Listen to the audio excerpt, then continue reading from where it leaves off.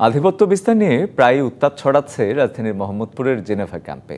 আর এর শিকার হচ্ছে সাধারণ মানুষ। অভিযোগ, মাদক ব্যবসার নিয়ন্ত্রণ নিয়েই ঘটছে এসব সংঘাত। শুধু অপরাধী নয়, বিভাগী ক্যাম্প নিয়ন্ত্রণকারীদের আইনের আওতায় আনার উপর গুরুত্ব দিচ্ছেন অপরাধ বিশ্লেষকরা। ক্যাম্পবাসী বিভিন্ন সময় ব্যবহৃত হয়, তাদের মাঝে হিংস্রতা বেড়েছে বলেও মনে করছে পুলিশ। এ বিষয়ে আরও জানবো, বিস্তারিত জানাতে বার্তা কক্ষ থেকে যুক্ত হচ্ছেন সহকর্মী ইকবাল অনিক। ইকবাল, আপনার প্রতিবেদনটি আমি দেখলাম, আমার কিছু প্রশ্ন রয়েছে। যদি শুরুটা এটি দিয়ে করতে চাই, যে গোয়েন্দা নজরদারি বৃদ্ধির কথা বলা হচ্ছে এবং পুলিশও বলল যে তারা তৎপর, এবং আপনার প্রতিবেদনে আমরা দেখেছি যে জেনেভা ক্যাম্প এবং ক্যাম্পের আশপাশে আইনশৃঙ্খলা বাহিনীর সদস্যরা উপস্থিত থাকে। এতদিনেও কেন এই সমস্যার সমাধান এলো না?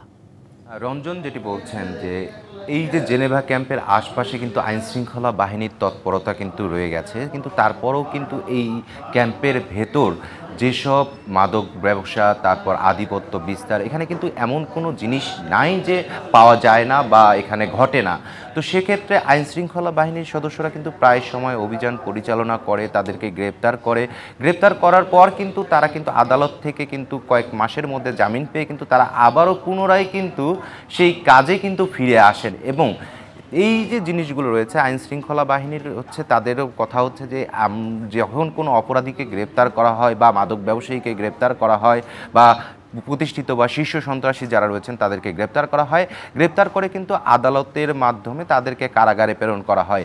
সেখান থেকে তারা আদালত থেকে যখন জামিন নেন, তখন কিন্তু আদালত থেকে প্রশাসনকে বা আইনশৃঙ্খলা বাহিনীর সদস্যদেরকে কোনো কিছুই কিন্তু জানানো হয় না। এই যে একটা গ্যাপ রয়েছে, এই গ্যাপের কারণে কিন্তু আইনশৃঙ্খলা বাহিনী জানতে পারেন না কখন কোন আসামি জামিনে মুক্ত হয়ে গেছেন। সেক্ষেত্রে তারা কিন্তু এসে বা পুনরায় কিন্তু তাদের যে ব্যবসা রয়েছে বা আধিপত্য বিস্তার রয়েছে সেটি কিন্তু করতে থাকেন। আর একটি বিষয়, যে 5ই আগস্টের পর থেকে এই বিহারি ক্যাম্পে দেখা গেছে প্রায় সময় কিন্তু সংঘর্ষ হচ্ছে, একের পর এক সংঘর্ষ হচ্ছে। কারণ আধিপত্য বিস্তারকে কারণ 5ই আগস্টের আগে যারা এই ক্যাম্প নিয়ন্ত্রণ করতেন, পরবর্তীতে কিন্তু 5ই আগস্টের পর কিন্তু নতুন করে কিছু গ্রুপ তৈরি হয়েছে, তারা কিন্তু ক্যাম্পের দখলদারিত্ব নিয়ে নিয়ন্ত্রণ নিতে চেষ্টা করছে। সানবিট সব দিবে সামাল। সানবিট ম্যাজিক প্রেস ডিশওয়াশিং এর মাথা ঘোরানো সলিউশন। সেক্ষেত্রেই কিন্তু এই যে সংঘর্ষগুলোর সৃষ্টি হচ্ছে।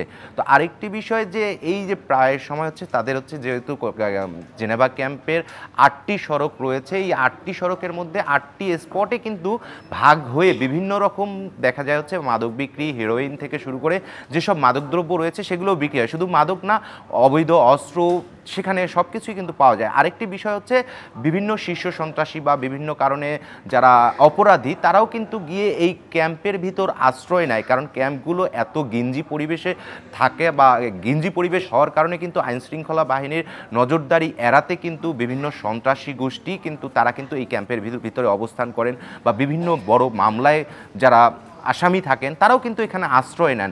এই শুধু জেনেভা ক্যাম্প না, রাজধানীতে যে কয়েকটি ক্যাম্প রয়েছে, যেমন পল্লবীতে যে ক্যাম্পটি রয়েছে, আমরা প্রায় সময় দেখছি কিন্তু সেখানেও কিন্তু আধিপত্য বিস্তারকে কেন্দ্র করে তো তাদের মেইন ব্যবসা যে ইয়াবা ব্যবসা এবং হিরোইন, এই দুইটির ব্যবসার নিয়ন্ত্রণ নেওয়ার জন্যই কিন্তু সংঘর্ষগুলো বাড়ছে। ইকবাল, একটু থামিয়ে যদি জানতে চাই, পুলিশের কথা যেটি বললেন বা আইনশৃঙ্খলা বাহিনীর কথা যেটি বললাম, আইনশৃঙ্খলা বাহিনীর কি তাহলে কোনো ধরনের সীমাবদ্ধতা রয়ে গেছে বা কোথাও কোনো ব্যর্থতা রয়ে গেছে? এই ব্যাপারে আসলে কোনো ধরনের পর্যবেক্ষণ আপনি জানতে পেরেছেন কিনা বা কারো কাছ থেকে শুনেছেন কিনা কিছু? একটি বিষয়, যে এই ক্যাম্পগুলোর ভিতরে কিন্তু আইন শৃঙ্খলা বাহিনীর সদস্যরাও কিন্তু ঠিকমতো প্রবেশ করতে পারতেন না। গেল কয়েকদিনে কিন্তু বিশাল বড় একটি অভিযান হয়েছে, সেখানে যৌথ বাহিনী কিন্তু অভিযান চালিয়ে কিন্তু বেশ কয়েকজন অপরাধীকে গ্রেপ্তার করেছেন, যারা শীর্ষ মাদক ব্যবসায়ী রয়েছে তাদেরকেও কিন্তু গ্রেপ্তার করেছেন। গতকালকে কিন্তু একটি বাসায় বা একজন শীর্ষ মাদক ব্যবসায়ীর বাসায় অভিযান চালিয়ে কিন্তু প্রায় 1.5 কোটি টাকার মতো জব্দ করেছে, এবং গান পাউডার এবং অস্ত্র এবং ইয়াবার থেকে শুরু করে মোটামুটি অনেক কিছুই উদ্ধার করেছে। এই যে অভিযানটা কিন্তু যদি চলমান থাকে এবং আসামিরা যখন গ্রেপ্তার হওয়ার পর যখন তারা আদালতের মাধ্যমে কারাগারে যায়, এবং এই বিষয়টা যদি নিশ্চিত করা যায় যে এই যে শীর্ষ মাদক ব্যবসায়ী সে জামিনে মুক্ত হয়েছেন, সেটি আদালত থেকে আইনশৃঙ্খলা বাহিনী বা সংশ্লিষ্ট থানায় যদি জানানো হয়, তাহলে কিন্তু তাদেরও সুবিধা হবে যে এই আসামিটা তারা জানতে পারবেন বা বুঝতে পারবেন যে এই আসামিটা আবারও ফিরে এসেছেন তার বাসায়, সে আবারও পুনরায় তার ব্যবসার সঙ্গে জড়িত আছেন কিনা। সেই বিষয়গুলো যতক্ষণ না পর্যন্ত নিশ্চিত হবে ততক্ষণ পর্যন্ত কিন্তু এই সাম্রাজ্য কিন্তু টিকেই থাকবে বা অভিযান চালানো আসলে কঠিন হয়ে যাবে। ইকবাল অনিক, আপনাকে ধন্যবাদ আমাদের সাথে যুক্ত হয়ে।